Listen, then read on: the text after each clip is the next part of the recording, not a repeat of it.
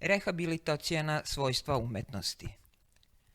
Kulturne potrebe svakog pojedinca i uživanje u umetnosti su važne za razvoj ličnosti, baš kao i osnovne ljudske potrebe. Brojni empirijski i klinički dokazi upućuju na značaj umetnosti kao rehabilitacionog sredstva u obrazovanju i vaspitanju dece sa smetnjama u razvoju i osoba sa invaliditetom. Emocionalna dobrobit bavljenja umetničkim disciplinama ispoljava se kroz kontrolu emocionalnih izliva i podizanje samopoštovanja.